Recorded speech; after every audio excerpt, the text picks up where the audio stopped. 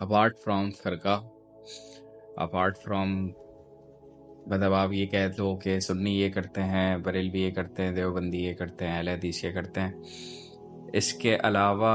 مطلب اس چیز کو چھوڑ کر اگر ہم بات کریں یا چھوڑیں، مطلب ایک جرنل انسان جس کے ہم کہتے ہیں اللہ تعالیٰ نے ہمیں اتنی عقل و شعور دیا ہے، ہم قرآن پڑھ سکتے ہیں، حدیث پڑھ سکتے ہیں، کیا بتایا مطلب اللہ تعالیٰ ہم سے کیا چاہتا ہے؟ سمپل ہے، اللہ تعالیٰ ہم سے یہی چاہتا ہے کہ ہم اللہ کی عبادت کریں، ہم وہ عمل یا وہ کام کریں جس سے اللہ خوش ہو، لوگوں کے ساتھ بھی اچھا رکھیں، اپنے اعمال کو اور اپنے عمل کو، اور اللہ تعالیٰ کے لیے اللہ تعالیٰ کی عبادت کریں۔ یہی ہمارا مقصد ہے نا زندگی کا۔ اب شعبان یا رجب، ان راتوں کا آنا کہ شب معراج ہے، شب برات ہے، یہ میں ان کی بات نہیں کروں گا جو اس رات کو غلط وے میں لے کر جاتے ہیں۔ غلط وے میں لے کے جانے کا مطلب ہے کہ سیلیبریشن کرنا اور باہر گھومنا یا بلا وجہ جاگنا یا بلا وجہ اپنے وقت کا ضائع کرنا، میں ان کی بات نہیں کر رہا، میں ایک جرنل بات کر رہا ہوں کہ اس رات میں ہمیں یا ہمارے بڑے علماء یا ہمارے آباء و اجداد ہمیں کیا سکھا کر گئے، ہمیں کیا سکھاتے ہیں، ہم سے کیا ایکسپیکٹیشنس رکھتے ہیں۔ یہی رکھتے ہیں کہ بھائی یہ رات آئی ہے، یہ عبادت کی رات ہے، کس کی عبادت کرنی ہے؟ اللہ کی عبادت کرنی ہے۔ بے شک اللہ کی عبادت روز کرنی ہے، لیکن اگر آپ کو ایک خصوصی رات مل رہی ہے، اس میں آپ کو اہتمام مل رہا ہے، آپ کو ایک سمجھ لیں ایک موقع فراہم کیا جا رہا ہے، تو ہم اس موقع کو کیوں ضائع کریں، ہم اس موقع کو کیوں چھوڑیں صرف یہ سوچ کر کے مطلب اتنا کوئی فرق نہیں پڑتا، یا اتنی کوئی بڑی رات نہیں ہے، یا اتنی کوئی بڑی بات نہیں ہے۔ جو لوگ یہ سوچتے ہیں، جو اس طرح کے عمل کرتے ہیں، سمپل۔ اب ایک رات آپ کو ملی، اس رات کے حوالے سے جو کچھ باتیں، جو کچھ تھوڑی بہت احادیث ضعیف ہی صحیح، یا مطلب اس طرح سے کہ جو ہمیں بتاتی ہیں کہ مطلب یہ ترغیب کرتی ہیں یا ہمیں یہ بتاتی ہیں، یہ میسج دیتی ہیں کہ اس رات کی بہت اہمیت ہے، اور وہ اہمیت اس طرح سے ہے کہ اسامہ بن زید رضی اللہ تعالیٰ عنہ بیان کرتے ہیں کہ میں نے رسول اللہ صلی اللہ علیہ وآلہ وسلم سے کہا کہ اے اللہ کے رسول، میں دیکھتا ہوں کہ آپ باقی مہینوں میں اتنے روزے نہیں رکھتے جتنے شعبان میں رکھتے ہیں۔ اچھا، میں یہ بات روک کر میں یہ بات بتا دوں کہ آپ صلی اللہ علیہ وآلہ وسلم کی روٹین تھی کہ جب بھی رجب آتا، آپ صلی اللہ علیہ وآلہ وسلم رمضان کی تیاری میں لگ جاتے، اور رجب سے ہی روزے رکھنا شروع کر دیتے۔ مکمل نہیں رکھتے تھے، لیکن رکھتے تھے۔ تعداد فکس نہیں ہے کہ اتنے رکھے ہیں اور اتنے نہیں، لیکن کہہ سکتے ہیں کہ کثیر تعداد میں رکھتے تھے۔ اور انہوں نے مطلب جو وہ کثیر تعداد میں رکھتے تھے تو اس کو فکس اس لیے نہیں کیا کہ کہیں ایسا نہ ہو کہ وہ فرض ہو جائیں،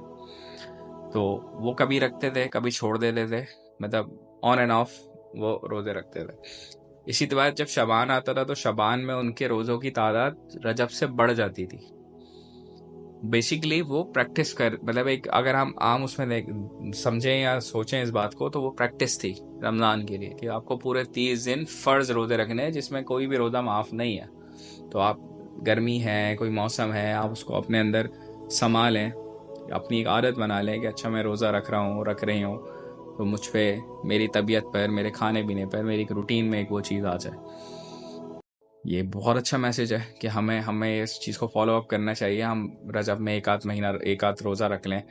شعبان میں 2-4 روزے رکھ لیں، فکس نہیں کریں جیسے بہت سے لوگ فکس کر دیتے ہیں کہ بھائی فکسڈ ہے کہ بھائی اسی دن کا آپ نے روزہ رکھنا ہے یا اسی دن کا، آپ نہ کریں، آپ آگے پیچھے کے رکھ لیں، لیکن آپ رکھیں نا، ایک سنت پر عمل ہے، آپ ایک سنت ہے اس پر عمل کر سکتے ہیں نا، آپ کو ثواب ہی ملے گا نا۔ روزہ مطلب یہ تو نہیں کہا اللہ تعالیٰ نے یا آپ صلی اللہ علیہ وسلم نے یہ ہمیں میسج تو نہیں دیا کہ بھائی آپ نے شعبان کے روزے نہیں رکھنے، رجب کے روزے نہیں رکھنے، گناہ ملے گا۔ اب روزہ رکھو گے تو آپ کو ثواب ملے گا، اور روزہ صرف اللہ کے لیے رکھا جاتا ہے، سمپل ہے۔ تو اس میں کوئی برائی یا کوئی غلط بات نہیں ہے کہ اگر کوئی لوگ اس کو منع کر دیں تو وہ میں نہیں سمجھتا کہ وہ کون سا دین اور کون سا اسلام فالو کر رہے ہیں۔ خیر، میں آپ کو حدیث سنا رہا تھا تو جب زید رضی اللہ تعالیٰ عنہ نے حضور اکرم صلی اللہ علیہ وسلم سے کہا کہ اے رسول اللہ صلی اللہ علیہ وسلم کہ میں دیکھتا ہوں کہ آپ باقی مہینوں کی بنسبت شعبان کے اندر کافی زیادہ روزے رکھتے ہیں، کثیر تعداد میں روزے رکھتے ہیں، تو رسول اللہ صلی اللہ علیہ وسلم فرمانے لگے، بڑی خوبصورت بات ہے،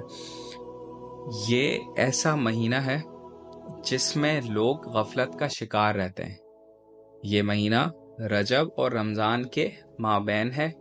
اور یہ ایسا مہینہ ہے جس میں اعمال اللہ رب العالمین کے ہاں اٹھائے جاتے ہیں، اور میں یہ پسند کرتا ہوں کہ میرے اعمال روزے کی حالت میں اٹھائے جائیں۔ اس میں لکھا ہوئی ہے، اس میں ریفرنس دیا ہوا ہے کہ اسے نسائی نے بھی روایت کیا ہے۔ اب اس سے خوبصورت بات اور کیا ہو سکتی ہے کہ ہمارے جو ہم نے پورے سال اعمال کیے، پورے سال عمل کیے، ہمارا ایک کہہ لیں ایک کیا کہیں گے اس کو، ایک اکاؤنٹ بنا، ایک کھاتا بنا جو اللہ تعالیٰ کی بارگاہ میں پیش ہو رہا ہے، اور اس میں اگر ہم اپنے عام زندگی میں بات کر لیں تو مجھے نہیں لگتا کہ ہمارا اٹھنا بیٹھنا گناہوں سے کم ہے۔ ہمارا اٹھنا بیٹھنا، سونا، چلنا پھرنا سب چیزوں میں ہی گناہ شامل ہیں، ہمیں خود بھی نہیں پتہ ہوتا، ہم اتنے گناہ میں ملوث ہو چکے ہیں۔ تو اگر ہم روزہ رکھ لیں، روزے رکھ لیں، ہم تھوڑی سی عبادت کر لیں، اللہ تعالیٰ کے سامنے رو لیں، اللہ تعالیٰ کے سامنے معافی مانگ لیں، تو اللہ تعالیٰ تو کہتا ہے نا ادعونی فاستجب لکم، تو مجھے پکارو، کہہ دیجیے آپ ان سے کہ وہ جو بھی کہتے ہیں کہ میں سنتا ہوں۔ تو اللہ تعالیٰ نے تو مطلب بالکل اوپنلی ہم سے میسج دیا ہوا ہے ہمیں کہ تم بس مجھے میرے پاس آؤ، لوٹ کر آؤ، مجھے پکارو تو صحیح۔ وہ میں اکثر آیت پڑھ رہا ہوتا ہوں، اما یجیب المضطر اذا دعا، وہ بہت خوبصورت آیت ہے کہ مطلب جب میرے بندے مجھے پکارتے ہیں تڑپتی ہوئی حالت میں تو میں ان کی سنتا ہوں اور میں انہیں معاف کر دیتا ہوں۔ تو یعنی کہ اللہ تعالیٰ نے تو ہمیں اوپن وے دے دیا ہے، اب یہ ہمارے لیے چھوٹی چھوٹی کہہ لیں کہ اپرچونیٹیز ہیں سمپل وے میں، چاہے وہ رجب ہو، چاہے وہ شعبان ہو، چاہے وہ اور کوئی خاص دن ہو، آگے رمضان کا تو پورا مہینہ ہی ہمارے لیے برکتوں والا ہے۔ تو اگر یہ اپرچونیٹیز مل رہی ہیں تو بجائے اس کے کہ ہم اس بحث کے اندر گزاریں کہ بھائی یہ یہاں سے ثابت نہیں ہے، یہ وہاں سے ثابت نہیں ہے، اس کو منانا چاہیے نہیں چاہیے، یہ کرنا چاہیے، چھوڑیں بھائی، آپ اللہ کی عبادت کرنے کے لیے آپ کو بولا جا رہا ہے، آپ کو کسی غیر اللہ کی عبادت کرنے کے لیے نہیں بولا جا رہا۔ جب بات اللہ کی ہے تو چاہے وہ رجب ہو، چاہے وہ شعبان ہو، چاہے وہ شوال ہو، چاہے وہ ذی القعدہ ہو، چاہے وہ ذی الحجہ ہو، کچھ بھی ہو، 24 گھنٹے 365 دن اللہ کی عبادت ہے۔ تو اگر ایک چیز کو مطلب ایک ماحول بن رہا ہے، ایک چیز ہے کہ بھائی ایک بڑی رات ہے، آپ عبادت کریں، آپ اللہ تعالیٰ سے معافی مانگیں، یہ ساری چیزیں جو ہے نا اب ہمیں کرنے کی ضرورت ہے۔ لیکن میں اس میں ایک چیز ایڈ کروں گا، ہمارے یہاں نا جو لوگ مناتے ہیں اس رات کو، اب میں ان کی بات کروں گا جو لوگ مناتے ہیں اس رات کو، اس میں بھی نا بہت زیادہ ایڈیشن کر دی ہے لوگوں نے۔ میں یہ تو نہیں بولوں گا کس نے کیا ہے کس نے نہیں کیا، کیونکہ میں جانتا بھی نہیں، لیکن الحمدللہ اتنی عقل ہے، الحمدللہ اتنی سمجھ ہے کہ سمجھ آتا ہے کہ غلط اور صحیح کیا ہے۔ اب جو لوگ یہ باتیں کرتے ہیں نا کہ آپ فلانا اتنے نوافل پڑھ لیں تو آپ کی فرض نمازیں معاف ہو جائیں گی، آپ فلانا اتنے نوافل پڑھ لیں ایسا ہو جائے گا، تو ان کے لیے یہ میسج ہے کہ اگر ان کو یہ رات مل رہی ہے، یہ اپرچونٹی مل رہی ہے نا، تو کوشش کریں نوافل سے پہلے نوافل اپنے لیے نیت بانے، اور وہ نیت کیا ہو کہ میری زندگی کی جتنی فرض نمازیں چھوٹ گئی ہیں نا ان کو میں قضا آج سے شروع کر رہی ہوں، اور وہ چیز شروع کر 1 دن کی، 2 دن کی، 3 دن کی، 4 دن کی کوشش کریں، اپنی جتنا موقع مل رہا ہے نا آپ قضائے عمری پڑھیں، اور پھر اس کے بعد اللہ تعالیٰ سے معافی مانگیں کہ اے اللہ مجھ سے غلطی ہو گئی ہے، میں نے تیری عبادت کو مس کیا، میں نے چھوڑ دیا، میں نے نمازیں نہیں ادا کی، میں تجھ سے اس کی معافی طلب کرتا ہوں، اور آئندہ میں تجھ سے وعدہ کرتا ہوں کہ میں آئندہ کوئی تیری نماز نہیں چھوڑوں گا، اور اب سے میں اپنی بقیہ نمازیں جو میری رہ گئی ہیں میں ان کو مکمل کرنے کی کوشش کروں۔ آپ یہ نیت کر کے تو دیکھیں، 2 بڑے مشہور واقعے جو ہے نا مجھے اس پہ یاد آتے ہیں اس بات کو لے کر۔ ایک تو وہ مجھے ایگزیکٹلی مطلب میں بہت اس کو پریسائزلی اگر میں بتاؤں تو وہ یہ تھا کہ ایک شخص تھا، اس نے 900 قتل کیے تھے. اس کو ہوا کہ کیا اب بھی معافی کا چانس ہے؟ میں پریسائز کر کے بتا رہا ہوں. تو وہ اپنے کسی وہ مسلمان نہیں تھا، تو وہ اپنے کسی بڑے جو بھی ان کے تھے ان کے پاس گیا اور کہا. تو اس نے ہنس کر اس کو کہا کہ یار 900 مطلب 99 قتل کرنے کے بعد، یا پتہ نہیں 999 قتل کرنے کے بعد ایسے ہی کچھ، کہ اب تم معافی یاد آ رہی ہے، تو اب تمہارے لیے کوئی معافی وافی نہیں ہے. اس نے ایسے بولا. تو اس کو غصہ آیا، اس نے وہ 100واں قتل بھی کر دیا. وقت گزر گیا. وقت گزرنے کے بعد اس کو کسی نے بتایا کہ فلاں بستی میں ایک بزرگ ہیں، ضعیف ہیں، اللہ کے بندے ہیں، آپ ان کے پاس جائیں تو ہو سکتا ہے وہ آپ کے لیے کوئی آپ کو معافی کا کوئی راستہ بتا دیں. اب وہ جا رہا ہوتا ہے، اب اس کے دل میں نیت کیا ہے کہ یار کسی طرح میں معافی مانگ لوں اللہ تعالیٰ سے، جو میں نے گناہ کیے ہیں، جو میں نے غلطی کی، مجھے اس کی ندامت ہے، میں معافی مانگ لوں، شاید اللہ تعالیٰ معاف کر دے. مطلب اتنا وہ نہیں تھا جس کو اس کو علم ہو اللہ تعالیٰ کی رحمت کا، تو بس وہ دل میں بس اس کے اللہ تعالیٰ نے ڈال دی، تو وہ سوچ کر چل رہا ہے. اب وہ اپنے گھر سے نکلے، راستے میں اس کی موت ہو گئی. اب راستے میں جب اس کی موت ہوئی نا، تو دونوں فرشتے اس کو لینے کے لیے گئے. کون سے دونوں فرشتے؟ ایک وہ فرشتہ جو اسے دوزخ میں لے کے جانے والا تھا، اور ایک وہ فرشتہ جو اسے جنت میں لے کے جانے والا تھا. اب اللہ تعالیٰ نے حکم دیا کہ مطلب اللہ تعالیٰ نے ان دونوں فرشتوں کو حکم دیا. اب وہ دونوں فرشتے جب اس جگہ پر پہنچے، اس کی روح کو جب لے کے جایا جا رہا تھا، تو جو دوزخ کا فرشتہ تھا وہ اس سے ہم کلام ہو کے کہنے لگا، بھائی یہ گناہگار انسان ہے، میں اس کو لے کے جاؤں گا. وہ کہتا ہے نہیں، میں اس کو لینے آیا ہوں. نیکی کا فرشتہ کہتا ہے میں اس کو لینے آیا ہوں جنت کا. تو فیصلہ کس نتیجے پہ؟ اس نے کہا چلو فیصلہ کرتے ہیں. کیا فیصلہ کرتے ہیں؟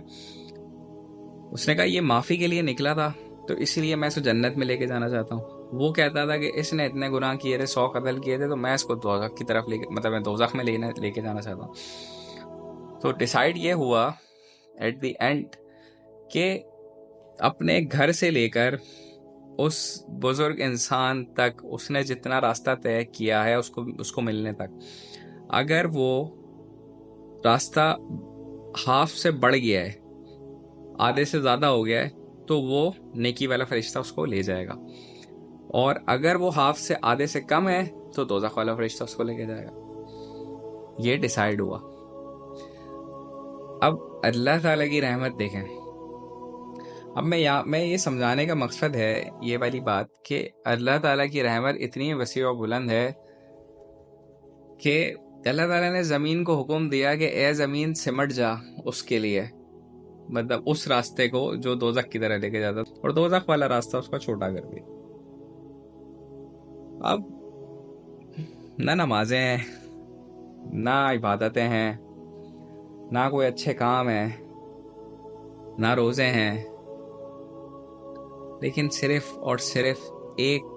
لمحہ یا ایک اس کے دل کی سچی نیت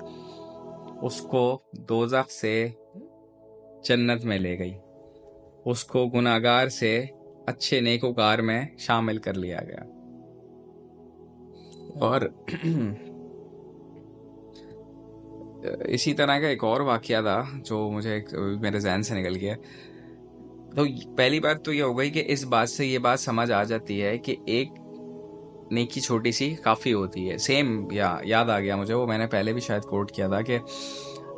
حضرت موسیٰ علیہ السلام کے دور کا ایک واقعہ ہے، بہت ہی مشہور واقعہ ہے، آپ لوگوں نے سنا ہوگا. کہ وہ ایک بندہ تھا، بارش نہیں ہو رہی تھی، اور سب آئے حضرت موسیٰ علیہ السلام کے پاس. کہا حضرت موسیٰ علیہ السلام اللہ تعالیٰ سے آپ چاہیں ریکویسٹ کریں کہ بارش ہو جائے. اللہ تعالیٰ حضرت موسیٰ علیہ السلام اللہ تعالیٰ کے پاس جاتے ہیں، کہتے ہیں اے اللہ ان قہر نازل ہوا ہوا ہے، آپ بارش فرما دیں. تو وہ کہتے ہیں کہ تو ان کے درمیان ایک ایسا بندہ ہے جس نے 40 سال سے نہ میری عبادت کی ہے اور وہ گناہوں میں مبتلا ہے، اس کو نکال دو، میں بارش کی برسات دوں گا. وہ آ کے اعلان کرتے ہیں پوری بستی میں. جیسے ہی وہ اعلان کرتے ہیں وہ بندہ گھبرانا شروع ہو جاتا ہے. وہ کہتا ہے میرے تو سارے عیب چھپے ہوئے ہیں، اگر میں نے یہاں پہ اپنا نام لے دیا یا یہاں سے میں گیا تو لوگوں کو پتہ چل جائے گا کہ میں ہی وہ گناہ گار شخص ہوں. لوگوں کا ڈر تھا, دل میں تھوڑا سی ندامت آئی. حضرت موسیٰ علیہ السلام نے دوبارہ دوسری دفعہ کہا, وہ پھر تھوڑا سا اس کا اور دل جو ہے وہ نرم ہوا اور وہ ڈر کی اس میں شامل ہو گیا, اللہ تعالیٰ کی طرف دیکھنے لگا. جب حضرت موسیٰ علیہ السلام نے تیسری دفعہ کہا, اس کی آنکھ سے ایک آنسو نکل گیا, ایک آنسو, اس ڈر سے کہ اے اللہ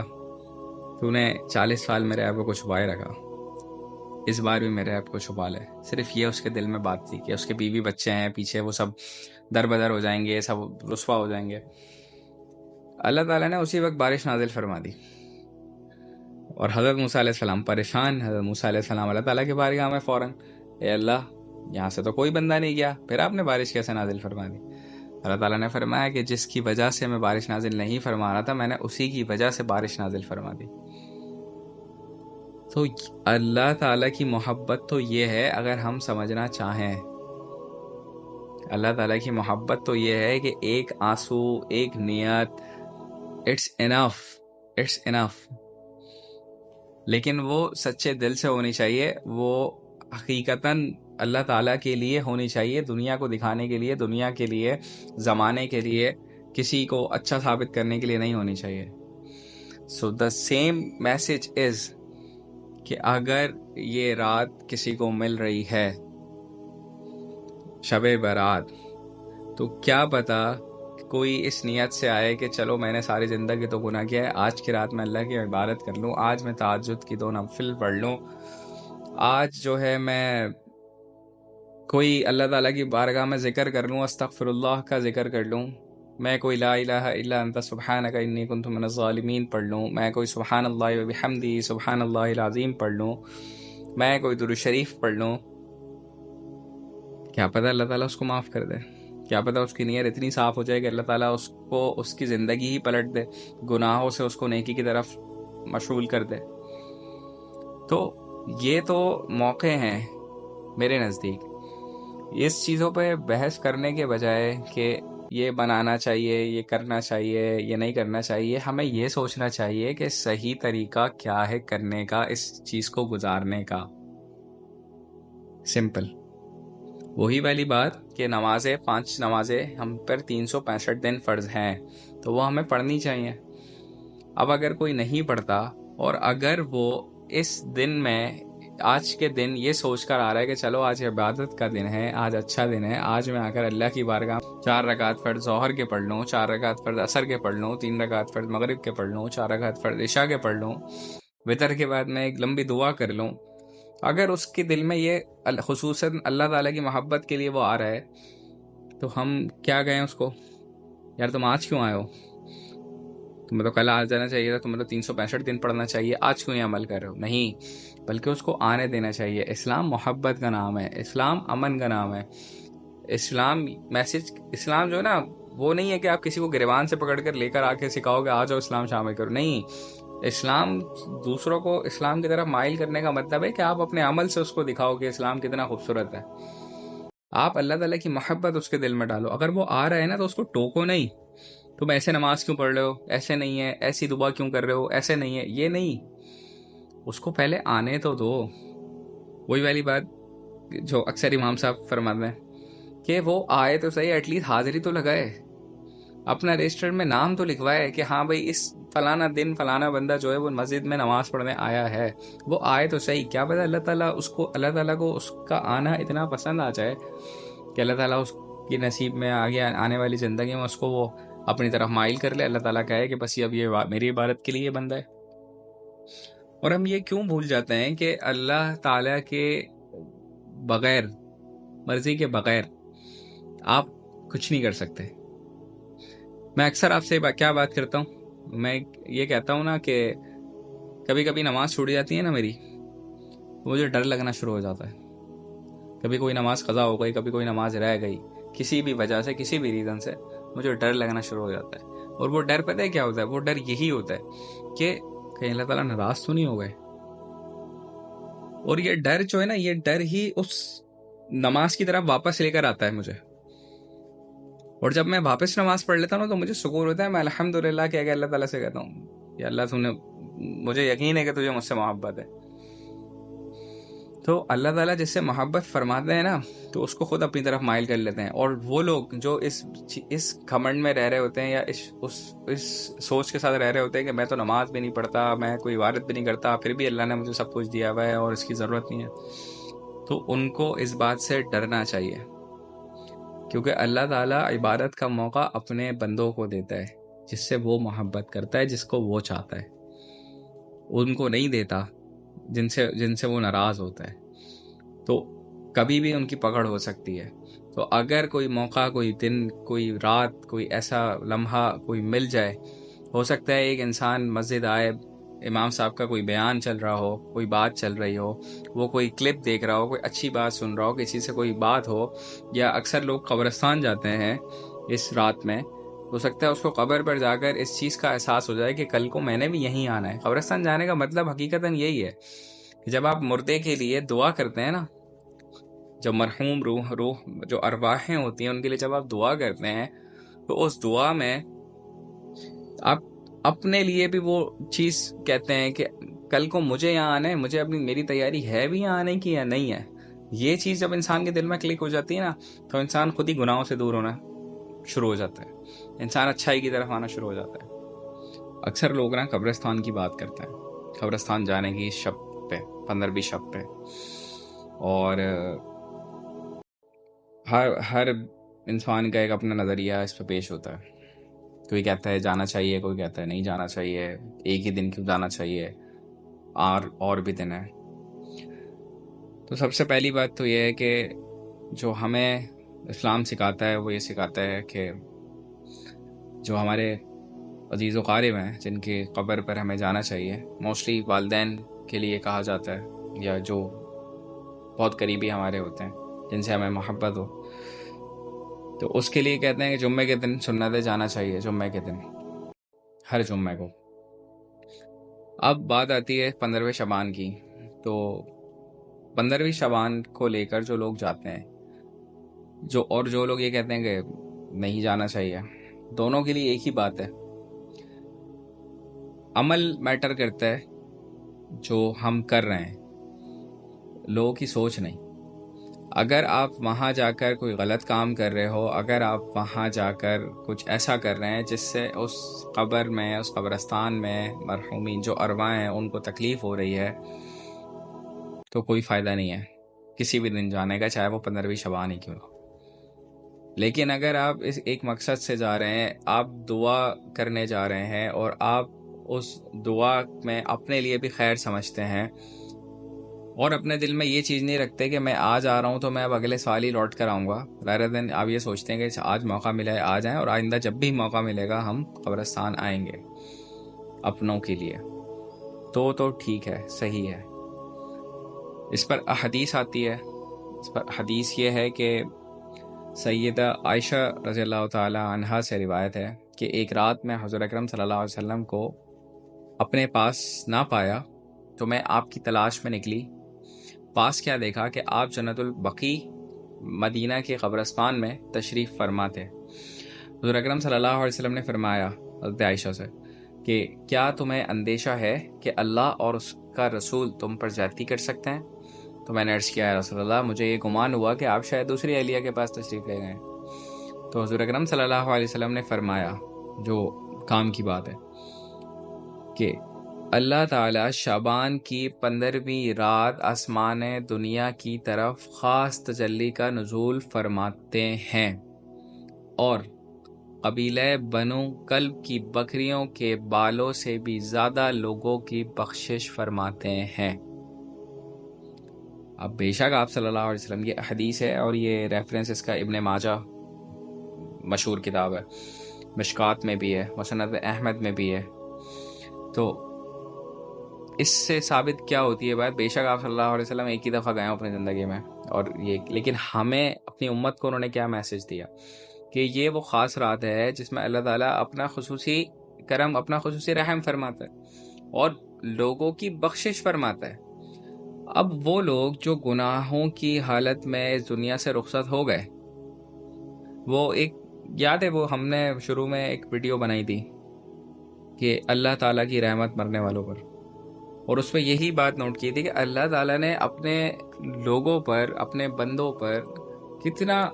رحم یا کتنی محبت کا عالم کتنا بڑا ہے اللہ تعالیٰ کا ہمارے پہ، ہم سوچ بھی نہیں سکتے کہ ہم ہر نماز میں کوئی بھی فاتحہ ہوتی ہے، کوئی بھی ایسا دن ہے جس میں ہم نے اللہ تعالیٰ کا ذکر کیا، قرآن پاک پڑھا، کوئی ذکر و اذکار کی محفل ہوئی، کوئی دینی علم کا کوئی ایسا عمل کیا، کوئی نیکی کا عمل کیا، تو ہم اللہ تعالیٰ سے دعا فرماتے ہیں. اور دعا کس کے لیے فرماتے ہیں؟ ہم دعا میں یہ فرماتے ہیں کہ اللہ جو میرے عزیز و قارب، بلکہ یہ فرماتے ہیں کہ آدم علیہ السلام سے لے کر آج تک جتنے مومنین، مومنات، مسلمین، مسلمات اس دنیا میں آئے ہیں، اے اللہ سب کی بخشش فرما، سب کی مغفرت فرما. وہ لوگ مطلب جن کو ہم جانتے بھی نہیں ہیں، جن کو ہم نے کبھی دیکھا نہیں، جن کو ہم نے کبھی جانا نہیں، جن سے ہمارا کوئی رشتہ نہیں اس طرح سے، ان کے لیے بھی ایک تقریباً ہر ایک انسان دعا کہہ رہا ہے. 100 میں سے 10 لوگ بھی اگر کہہ لیں نماز پڑھ رہے ہیں اور نماز کے باجماعت میں دعا ہو رہی ہے، تو اس سے بڑا رحم اور اس سے بڑا کرم اللہ تعالیٰ کا کیا ہوگا ہم لوگوں پہ. تو جب آپ صلی اللہ علیہ وسلم نے فرمایا کہ یہ وہ رات ہے کہ جس میں اتنی زیادہ مغفرت، اتنی زیادہ بخشش ہوتی ہے، تو ہمیں تو اس کا فائدہ اٹھانا چاہیے نا. تو پھر اسی مقصد سے اگر ہم اس رات کو سمجھیں اور اس مقصد سے ہم عبادت کریں، دیکھیں اللہ تعالیٰ نے فرمایا ہے، اب اللہ تعالیٰ کے پاس جا کر، یعنی کہ ہم مسجد میں جا کر یا اپنے گھروں پہ اس کا اہتمام کر کے یا قبرستان میں جا کر اگر کوئی نیک عمل کر رہے ہیں یا اگر کوئی دعا کر رہے ہیں کہ اے اللہ ہماری بخشش فرما دے، بے شک ہمارا یہ ایمان اور ہمارا یہ یقین ہونا چاہیے کہ اللہ تعالیٰ ہمیں بخش دے گا، اللہ تعالیٰ ہماری مغفرت فرما دے گا. لیکن اس کے ساتھ ہمارے اندر یہ بھی ہونا چاہیے کہ آئندہ ہم اس گناہوں سے بچیں. ہماری یہاں جو ہے نا یہ کلچر بن گیا ہے، جو آپ بات کر رہے ہیں نا وہ ایک کلچر بن گیا ہے کہ قبرستان میں لائٹنگ ہو جائے گی، قبرستان کے باہر پھولوں کے ٹھیلے لگ جائیں گے، پورے سال میں سارا بزنس آج کے دن ہی ہونا ہے، اور پوری رات قبرستان اوپن ہے، پورے دن چل رہے ہیں، لوگ آ رہے ہیں، مستی مذاق بھی کر رہے ہیں، اپنی باتیں بھی کر رہے ہیں، اور بس قبر پر پھول ڈال کر چلے جاتے ہیں. نہ وہ اس کی اہمیت سمجھ رہے ہیں، نہ وہ اس رات کی اہمیت سمجھ رہے ہیں، نہ اس چیز کا مطلب سمجھ رہے ہیں.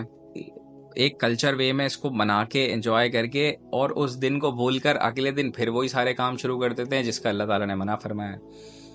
تو یہ جو کلچر والا طریقہ ہے نا، یہ ہمیں ختم کرنے کی ضرورت ہے. ہمیں ان بات بجائے ہمارے جو بڑے ہیں یا جو اس بات پر بحث کرتے ہیں کہ یہ رات منانی ہے، یہ رات نہیں منانی، اس رات میں یہ کرنا غلط ہے اور یہ کرنا، یہ والی چیز کو بجائے ایک طریقہ بتائیں، ایک طرز عمل بنائیں کہ یہ جو وے ہے کرنے کا اس طرح سے، یہ ٹھیک ہے، یہ صحیح ہے، اس میں کوئی غلط نہیں ہے. اور جہاں تک میں سمجھتا ہوں اس چیز کو کہ اگر آپ ایک رات میں اللہ کی عبادت کر رہے ہیں، اللہ کے لیے اس رات میں جاگ رہے ہیں، آپ قرآن پڑھ رہے ہیں، آپ کوئی ذکر کر رہے ہیں، آپ کوئی اچھے عمل کر رہے ہیں، آپ قبرستان میں جا کے جو مرحومین ہیں ان کے لیے دعا کر رہے ہیں، تو اس میں کوئی برائی یا اس میں کوئی بھی غلط بات نہیں ہے. ٹھیک ہے. اس کے علاوہ اگر کوئی ایسا عمل ہے جو اس چیز سے آپ کو دور کرتا ہے تو بے شک وہ غلط عمل ہے. اب وہ لوگ اس کو کس طرح پورٹرے کرتے ہیں، کس طرح سمجھتے ہیں، کس طرح رکھتے ہیں، یہ ان کا اپنا عقیدہ اور ان کا اپنا عمل ہے. لیکن ہمارا عقیدہ اور ہمارا عمل یہی ہے کہ اگر آپ کوئی نیک عمل کر رہے ہیں، اگر آپ کوئی اچھا عمل کر رہے ہیں، تو اس میں کسی قسم کی کوئی برائی، کوئی ممانعت نہیں ہے. تو مائی میسج ہے کہ جتنا ہو سکے اللہ کا ذکر کریں، نمازیں ادا کریں، اپنی قضائیں پوری کریں، جو ہو سکے لوگوں کی مدد کریں، چیریٹی کریں، اور خاص کر اس دن کا روزے کا اہتمام کریں. اس کے ساتھ اور بھی روزے رکھیں، ضروری نہیں ہے کہ آپ اسی دن پڑھیں، آپ درود شریف کی کثرت کریں، اور سب سے بڑھ کر اپنے جو آپ کے مرحومین ہیں ان کے لیے بھی دعا کریں، اور اپنے لیے بھی دعا کریں، اور اپنے آپ کو سیدھے راستے پر لانے کی کوشش کریں. جزاک اللہ.